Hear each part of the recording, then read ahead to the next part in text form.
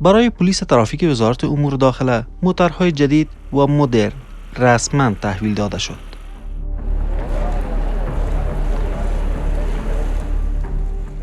بر روز شنبه هفته جاری 28 اراده موتر مجهز با تجهیزات مورد نیاز پلیس ترافیک از سوی وزارت امور داخله به منصوبین ریاست عمومی پلیس ترافیک در کابل و شماری از ولایات کشور تسلیم داده شد. این موترها به منظور تقویت نظم ترافیکی، جلوگیری از تخطی‌های قانونی، کاهش حوادث و تصادفات ترافیکی و همچنان بهبود خدمات پلیس در شهرها و شاهراهای بزرگ کشور در اختیار پلیس ترافیک قرار گرفته است.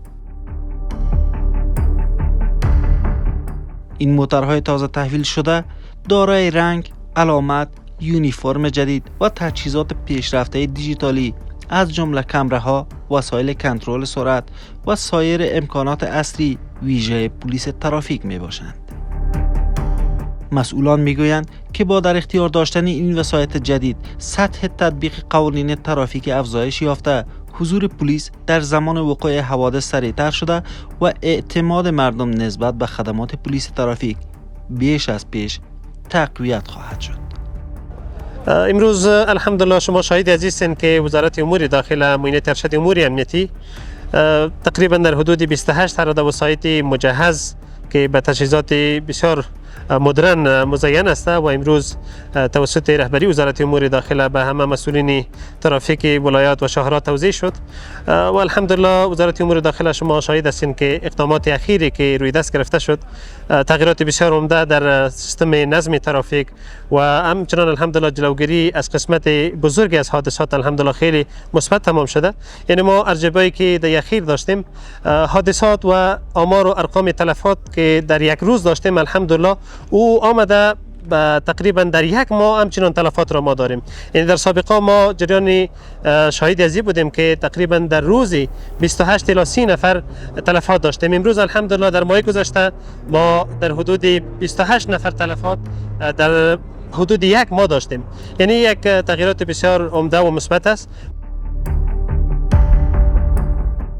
الحمدلله نن د یو هم مهم او اهم پرمختګ شاهد حال یو. هغه دا چې د افغانستان د اسلامي امارت د کورنیو چارو وزارت د رهبري د ښې توجه او د ښه ابتکار په اساس باندې خصوصا د کورنیو چارو وزارت د امنیتي چارو ستر معاونیت په ډېره همکارۍ او په دوامدارو هڅو باندې موږ د دې پرمختګ شاهد حال یو. هغه دا چې الحمدلله زموږ او ستاسو د ترافیک پولیسو یو مهم قدم د پرمختګ په لور باندې اخلي. په دې اساس چې د ترافیک پولیسو دپاره هغه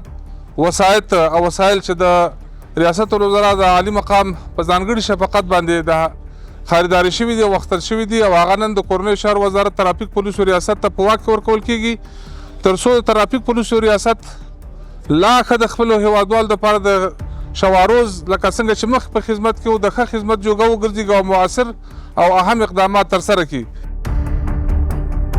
وزارت امور داخله همچنان تأکید می‌کند که این روند ادامه خواهد داشت و در مرحله بعدی 60 اراده موتر دیگر نیز به منظور تقویت پلیس ترافیک شاهراها به زودی تسلیم داده خواهد شد.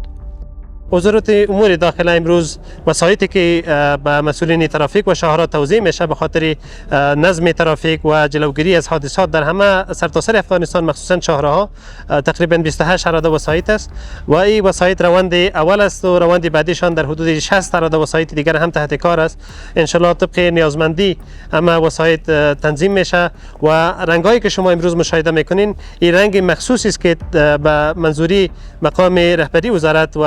رهبری جلسه رهبری وزارت اینا منظوری شده و این رنگ و یونیفرم مشخصی ریاست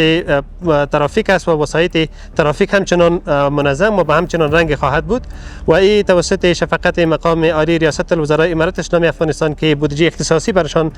تعیین کردن و امروز وسایط به مسئولین شهرها و ترافیک ولایت توزیع میشه و روند بعدی همچنان جریان است و اقدامات ان شاء الله در آینده روی دست خواهیم داشت که ان شاء الله نظم سالم ترافیک در سرتاسر کشور منظم خواهد شد. همداراز د کورنیو چارو وزارت د ترافیکي سیستم د ډیجیټل کولو او معیاري کولو لپاره یوه جامع طرحه ترتیب کړې ده او د منظورۍ لپاره د امارات مشرتابه مقام ته لیږلې. پر دې سربیره د ترافیک پولیسو لوی ریاست د ترافیکي پیښو مخنیوي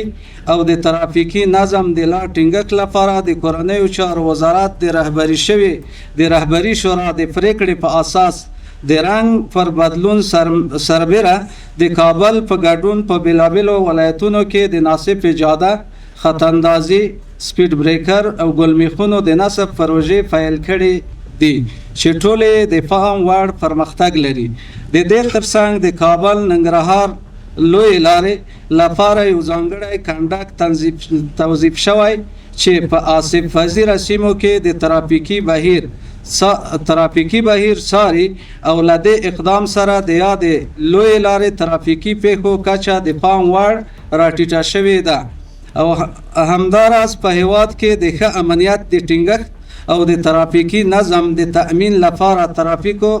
ریاست په لویو ښارونو په تیره کابل ښار کې د چپه لاس ټرینګ لرونکي او بې پالیټه نقلیه وسایطو په ګرځېدو کلک بندیز لګولی. د ترافیکو لوی ریاست خپل ټول توان په کار اچولی چې د لوی الله جل جلاله په مرسته د هیواد په سطحه په تیره بیا پر لویو لارو او همداراز ښارونو کې په بشپړ ډول د ترافیکي حادثاتو او په هغو کې د ګرانو هیوادوالو د ژوبلېدو مخنیوی وکړي. په دې برخه کې له ټولو هیوادوالو په تیره بیا محترمو موټر چلونکو څخه هیله لرو چې د ترافیکي مقرراتو په قبلولو سره له موږ سره مرسته وکړي.